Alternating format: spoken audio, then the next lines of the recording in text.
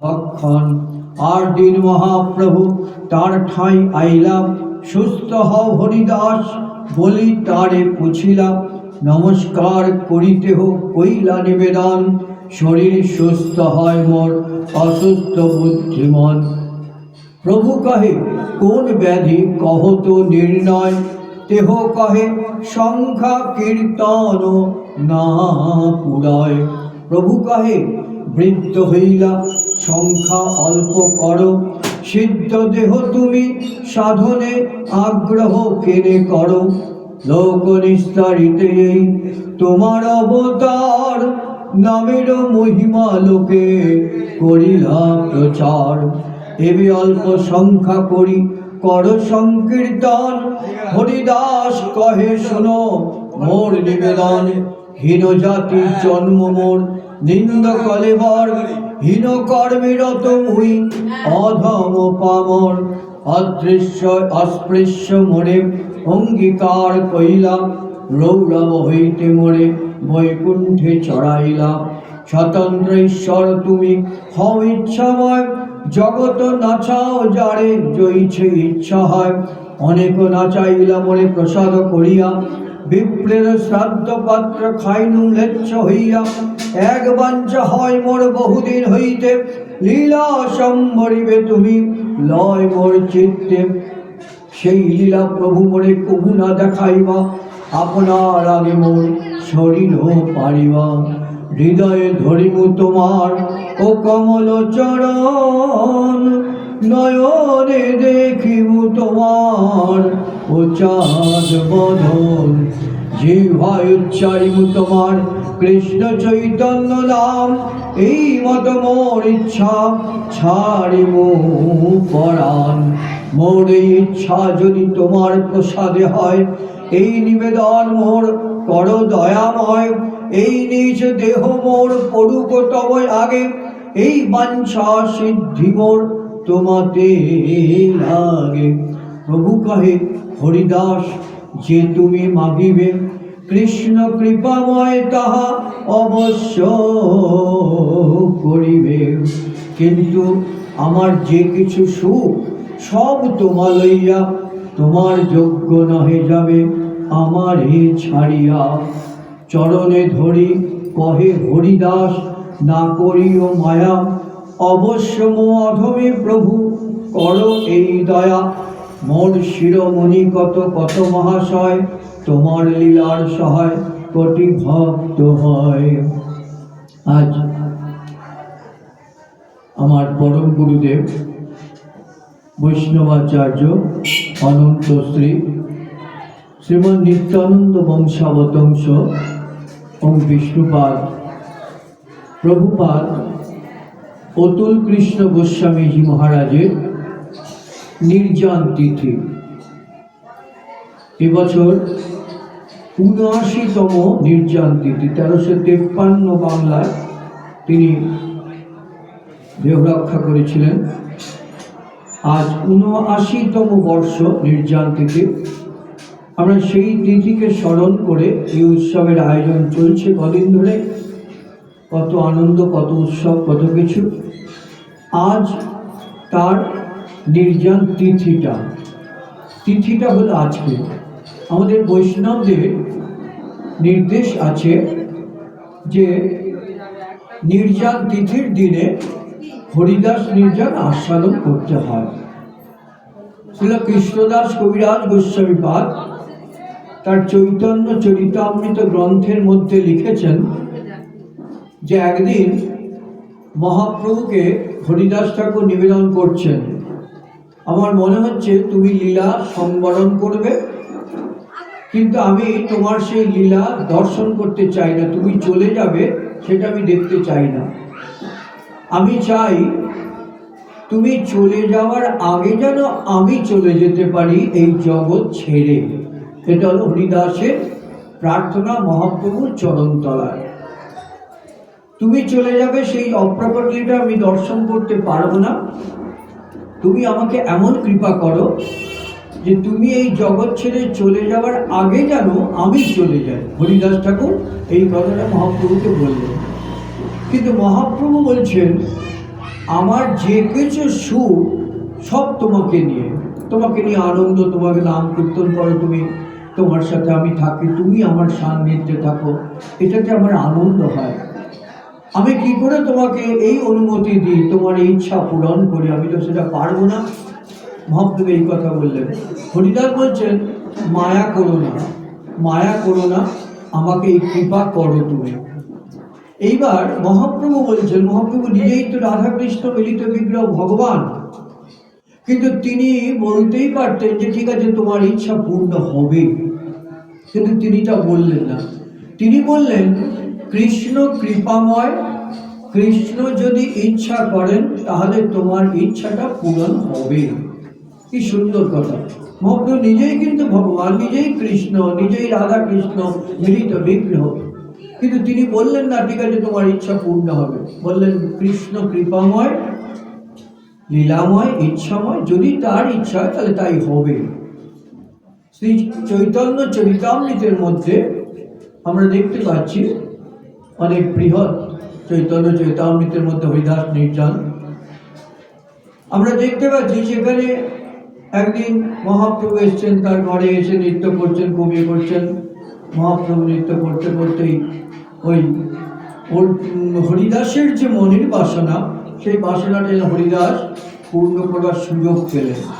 মহাপ্রভুর চরণ ধরে তিনি হরিনাম করছেন, কৃষ্ণ কৃষ্ণ বলছেন, গৌর গৌর বলছেন।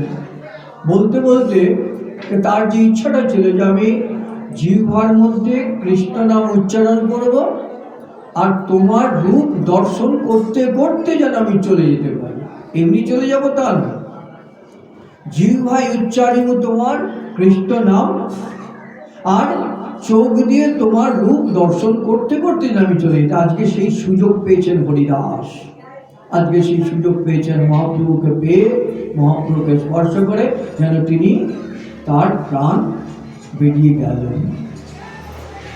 চৈতন্য চরিতামৃতে কৃষ্ণদাস কবিরাজ বলছেন সে ভীষ্মদেব যেমন স্বইচ্ছায় নিজে বরণ করে নিয়েছিলেন সে মৃত্যুকেই, তার চলে যাওয়ার সময়টাকে, ঠিক তেমনি হরিদাস ঠাকুরে যেন ওই ইচ্ছা করে তিনি যেন দেহ রক্ষা করলেন। মহাপ্রভুর চরণ স্পর্শ করে তাকে দর্শন করতে করতে, তার নাম উচ্চারণ করতে করতে তার যে লালসা ছিল সেটা যেন আজকে মহাপ্রভু পূরণ করলেন, এবং হরিদাসও তার দর্শন করতে করতে, নাম উচ্চারণ করতে করতে প্রাণটা তার বেরিয়ে গেল।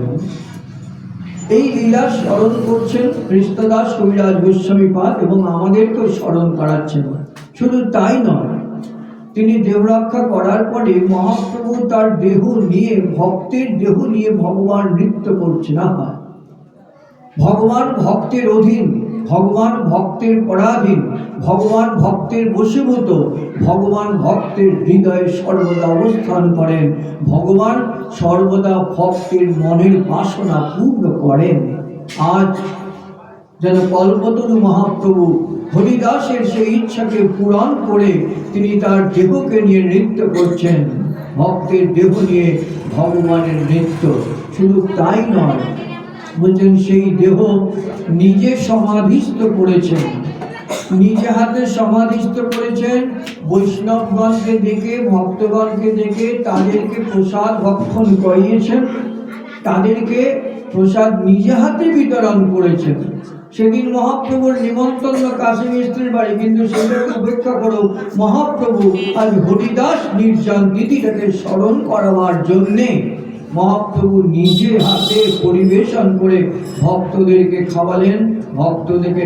এবং কি সুন্দর কৃষ্ণদাস কবিরাজ গোস্বামীপাদ বলছেন ওই হরিদাসের যে দেহ, সেই দেহকে নিজে হাতে গঙ্গা স্নান করালেন, নিজে হাতে গঙ্গা স্নান করলেন, তারপর সমাধিস্থ করলেন। স্নান করিয়ে বলছেন মহাপ্রভু চৈতন্য গৌরাঙ্গ সুন্দর বলছেন এই সমুদ্র আজ মহাতীর্থ হইলাম। কেন না ভক্তের স্পর্শে হরিদাসকে কত বড় মর্যাদা দিয়েছেন ভগবান হয়েও শ্রী গৌরাঙ্গ মহাপ্রভু। কলিযুগের আমাদের সহজতম পথের সন্ধান নিয়ে এলেন মহাপ্রভু। সেই মহাপ্রভু রাম সুন্দর ভক্তকে কত ভালোবাসেন, ভক্তকে তার প্রাণ, সেটা যেন তিনি দর্শন করালেন। তাই সমুদ্রে স্নান করিয়ে নিজে সমাধিত করে নিজে প্রসাদ বিতরণ করে সব থেকে নিজে হাতে করছে। আর বললেন সমুদ্র আজ মহাতীর্থ তীর্থ হয়ে গেল। কেন না হরিদাসের এই স্নান করানো, হরিদাসের পাদলাভ সবাই গ্রহণ করো, সবাই গ্রহণ করো। কেন? ভক্ত শ্রেষ্ঠ নামাচার্য ব্রহ্ম হরিদাস, তার এই লীলাকে স্মরণ করতে হয়। বৈষ্ণবগণ নির্জাল তিনি তো অবশ্যই স্মরণ করতে হয়, এটা আমাদের শিক্ষা দিয়েছে। আর এই শিক্ষা দেওয়ার জন্যে আজকের যে তিথি নির্জাল তিথি, আজকে বললাম যে ৭৯ বছর আগে তিনি দেহ রক্ষা করেছেন, তিনি বৃন্দাবন ধামে গমন করেছেন। ভক্ত সাধকত্ব মৃত্যু নেই, তারা বৃন্দাবনে প্রবেশ করেন। তিনি আমার পরম গুরুদেব, আমার গুরুদেব প্রভুপাদ বৈষ্ণবাচার্য প্রাণ কিশোর গোস্বামীজি মহারাজ নিত্যানন্দ বংশের, আমার কাকা প্রভু প্রভুপাদ গোকুল কিশোর গোস্বামীজি, যিনি এই মন্দির প্রতিষ্ঠা করে এখানে অতুল কৃষ্ণ স্মৃতি মন্দির নাম দিয়েছিলেন।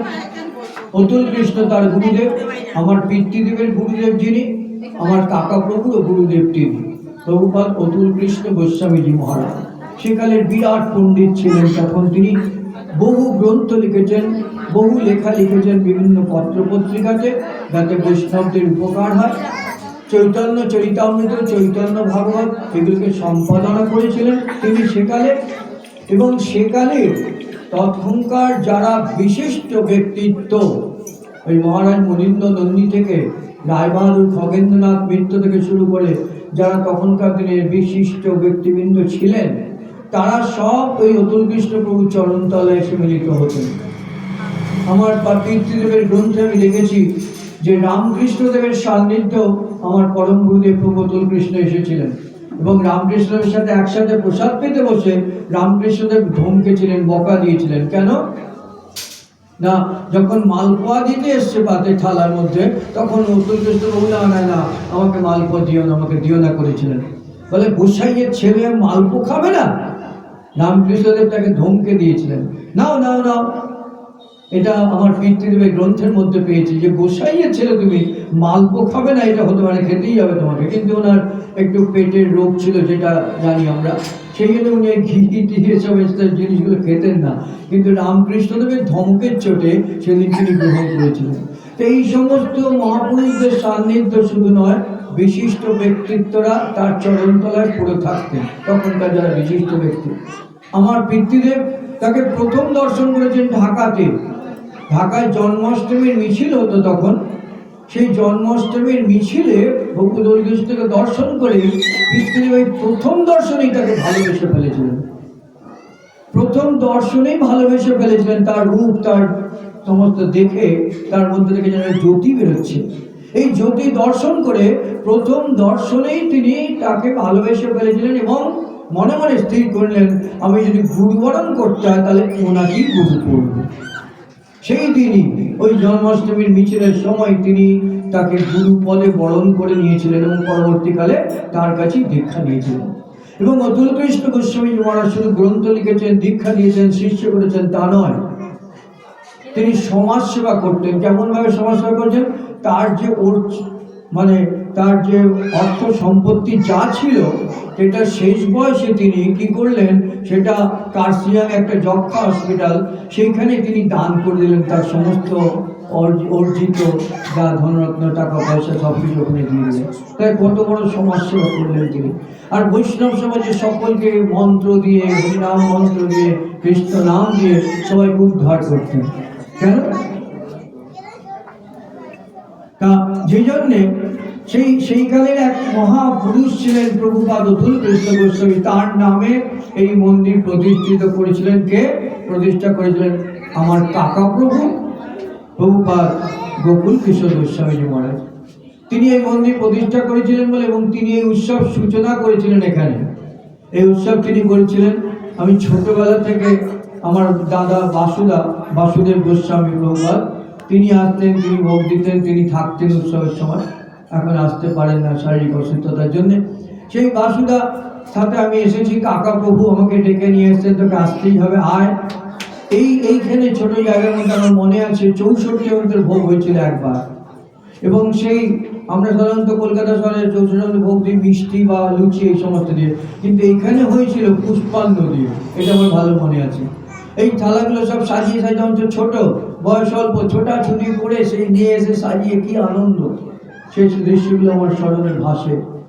আজ আসবার সুযোগ পাই, এটা আমার পিতৃদেবের গুরুদেবের আশীর্বাদ। আমার গুরুদেব এবং পিতৃদেব প্রভুপাদ প্রাণকিশোর গোস্বামীজি মহারাজ, তাকেও আমার কাকা প্রভু অত্যন্ত শ্রদ্ধা করতেন, বরদা। আজকাল তো সেই সব শ্রদ্ধা উঠেই গেছে, আমি দেখেছি। ওই প্রবীণ বয়সেও তিনি আমার বাবাকে বরদা হিসেবে যে শ্রদ্ধা করতেন, আপনি করে কথা বলতেন, আপনি করে কথা শ্রদ্ধা করতেন।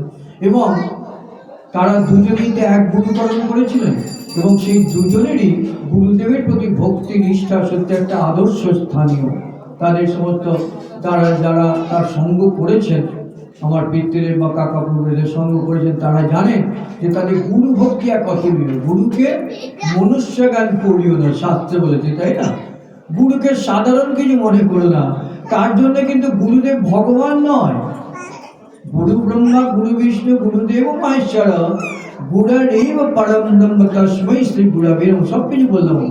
গুরু ব্রহ্মা, যারা আজকে দীক্ষা নিয়েছে তারা ভালো করে শোনো আজকে কথাটা আজকে শোনো, যে গুরুদেব যে দীক্ষা দিলেন, মন্ত্র দিলেন, তিনি কিন্তু ভগবান নয়। গুরুদেব কিন্তু কখনো ভগবান হতে পারেন না। যতই বলি গুরু ব্রহ্মা গুরু বিষ্ণু গুরুদেব মহেশ্বর, গুরুদেব কখনো ভগবান নয়। কিন্তু আবার শাস্ত্র বলছেন গুরুকে কবু মনুষ্য জ্ঞান করবে না। তাহলে বলছেন গুরুদেব তোমার পথের দিশারি, পথ প্রদর্শক। ভগবানের সাথে সম্বন্ধ স্থাপন করে দিয়েছেন তা নয়, গুরুদেব শিক্ষা দিয়েছেন যে ভগবানকে আপনার করে নাও। কেন না, ভগবানকে যদি আপনার করে নিতে পারো তাহলে তুমি যা চাও তাই পাবে। আমরা কি চাই? আমরা চাই সুখ, শান্তি, আনন্দ। দুঃখ কষ্ট কেউ চাই না। এই দুঃখ কষ্ট চাই না বলে আনন্দ চাই। আর গুরুদেবের কাছে দীক্ষা নিলে গুরুদেব শিক্ষা দেন, দেখো আনন্দময় স্মরণ গ্রহণ না করলে তুমি কিন্তু সে আনন্দ লাভ করতে পারবে না। জন্মগ্রহণের সাথে সাথেই ভগবানের সাথে যোগসূত্র হয়ে যায়। গুরুদেব ভগবানের সাথে যোগসূত্র ঘটান, এটা ঠিক নয়। যারা বলেন এ কথা ভুল। জন্মগ্রহণের সাথে সাথে ভগবানের সাথে যোগসূত্র হয়ে যায়। এখানে যেমন লাইটগুলো জ্বালার লাগানো আছে, যদি বাইরে যেখানে WBSCB লাইট আছে তার সাথে যোগ না থাকলে কি লাইট বা মাইকগুলো চলতো না, তার সাথে যোগসূত্র হয়েছে বলে লাইটগুলো জ্বলছে। ঠিক তেমনি আমরা যখন জন্মগ্রহণ করি তার সাথে সাথে ভগবানের সাথে যোগসূত্র হয়ে যায়। তাহলে গুরুদেব কি করেন? গুরুদেব বুঝিয়ে দেন, শিক্ষা দেন, দেখো ভগবানকে ভুলো না, যার সাথে তোমার যোগ চিরকালের, তাকে ভুলে যেও না, তাকে মনে রেখো, তার সাথে প্রেমের সম্পর্ক স্থাপন করো, ভালোবাসো। এই ভালোবাসার আরেক নামই হলো পূজা। আমরা ফুল দিয়ে মালা দিয়ে পূজা করি, তাকে তুলসী দিয়ে। কি ভালোবাসার আরেক নাম হলো পূজা। আমরা ভালোবাসা নিবেদন করছি কাকে? যাকে আমি ভালোবাসতে চাই বা ভালোবাসি বলে অভিমান করি। কতটা ভালোবাসতে পারি তা জানি না, কিন্তু মনে লালসা হয়, তাই আমরা তাকে পূজা করি, ফুল দিই, তুলসী দিই, তার সন্তুষ্টির জন্য। বা তিনি কি করবেন সেটা তিনি জানেন। এই জন্য গুরুদেব ও গুরুকরণ করতে হয়, শাস্ত্রে নির্দেশ দেওয়া হয়েছে। আজকে আমরা আমার পরম গুরুদেব প্রভুপাদ অতুল কৃষ্ণ গোস্বামীজি মহারাজ, তাকে স্মরণ করি, বরণ করি, মনন করি, তার কাছে প্রার্থনা করি, তোমার এই তিথিকে স্মরণ করে আমরা মিলিত হয়েছি, তুমি আমাদের সেই কৃষ্ণ ভক্তি দাও, আমরা যেন তাকে ভালোবাসতে পারি, তার প্রতি যেন আমাদের ভক্তি ভালোবাসা যেন দৃঢ়তা লাভ করে, তুমি সেই কৃপা করে। তাদেরকে স্মরণের মধ্যে দিয়ে আমরা ভগবানকে স্মরণ করার সুযোগ পাই। এই যে নির্যানকে স্মরণ করছি, কদিন ধরে কি হচ্ছে? পাঠ কীর্তন ইত্যাদি হচ্ছে, নাম কীর্তন করলাম। কেন নাম কীর্তন করেছি? কেন? ভগবানকে স্মরণ করেছি, আনন্দে নৃত্য করেছে, ভক্তগণ ধুলায় লুটোপুটি খেয়েছেন। কেন? না ভগবানের আনন্দেই, ভগবানের নামেই আনন্দ। তিনি আনন্দময়, তিনি লীলাময়, তিনি করুণাময়। এটা মনে রেখে চললে পরে সুখ আনন্দ, আর এটা ভুলে গেলে পরে দুঃখ কষ্ট যন্ত্রণা। তাই গুরুদেব শিক্ষা দেন, ভুলো না তাকে, তাকে মনে রেখে চলো, তাহলে তুমি সেই আনন্দ লাভ করবে। আজ আমরা আবারও বলছি, সেই পরম গুরুদেব প্রভু অতুল কৃষ্ণ গোস্বামী মহারাজজিকে স্মরণ করে তাকে প্রণাম করি এবং তার কৃপা প্রার্থনা করি। জয় গৌর, জয় নিতাই। আমিও সেই বংশের সন্তান, নিত্যানন্দ বংশের সন্তান বলে আমার অহংকার আছে। আমার প্রভু নিত্যানন্দ গৌরচন্দ্রের সাথে একসাথে মিলে এই নবদ্বীপের পথে পথে ঘুরে বেড়িয়ে নাম বিতরণ করেছিলেন, তাই না? ঘরের নাম কীর্তনকে পথে নিয়ে এসেছিলেন কে? গৌর আর নিতাই, নিতাই আর গৌর। তাদের আগেও নাম কীর্তন হতো নবদ্বীপে, কিন্তু বন্ধ দরজা করে ঘরের ভেতরে হতো। আর গৌর আর নিতাই, নিতাই আর গৌর দুভাই একত্রে এসে কি করলেন? ওই ঘরের নাম কীর্তনকে পথে, নগর সংকীর্তন করে পথে পথে ঘুরে বেড়ায়। কি সুন্দর শিক্ষা! বললেন দেখো, সারাদিন ধরে ঘুরবে। নিত্যানন্দ হরিদাসকে ডেকে বললেন এই পথে পথে যাও, নগর কীর্তন করো গিয়ে। আর কি করবে জানো? দিবা অবসানকালে, মানে দিনটা যখন শেষ হচ্ছে সন্ধ্যার আগে, তখন এসে আমাকে বলবে কি কি করলে, কি কি হলো না হলো। সব ঘটনাগুলো মহাপ্রভু শুনতে চাইতেন, তাই বলতেন দিবা অবসানকালে এসে আমাকে বলে। এই জন্যে আমাদের নির্দেশ যে সন্ধ্যার পরে নগর সংকীর্তন হয় না, যা হবে দিনের বেলা সারাদিন ধরে। সন্ধ্যার পরে দিবা অবসানকালে তাকে খবর দিতে হবে। এখনো সেই বৈষ্ণবগণ সেই ধারাকে মেনে চলেন, চলবার চেষ্টা করেন। আমরা প্রভুর কাছে প্রার্থনা করি, আমাদের বড় সৌভাগ্য গৌর আর নিতাইকে আমরা পেয়েছি। যারা যারা নবদ্বীপে থাকেন তারা তো আরো সৌভাগ্যবান, তারা সেই ধামেই অবস্থান করছে। তারা যদি ধামে থেকে গৌর নিতাইকে না বাজে তাহলে সেটা বিরাট অপরাধ। আমরা দূরে রয়েছে, আমরা ভুলে যেতে পারি, কিন্তু ধামে থেকে গৌর নিতাইকে ভুললে হবে না, তাকে স্মরণে রাখতে হবে, তাদের কৃপাকে সম্মান করতে হবে, তাদের দেওয়ার নাম করতে হবে, তবে হবে মনুষ্য জীবনে সার্থকতা। জন্মগ্রহণ করেছি, তাদের কাছে আবারও প্রার্থনা করি এই মনুষ্য জন্মে যেন সেই হরিনামকে আমরা আশ্রয় করতে পারি। জয় গৌর, জয় নিতাই। নিতাই গৌর প্রেমানন্দে হরি হরি হরি হরি কৃষ্ণ, হরে কৃষ্ণ, কৃষ্ণ কৃষ্ণ হরে হরে, হরে রাম, হরে রাম, রাম রাম হরে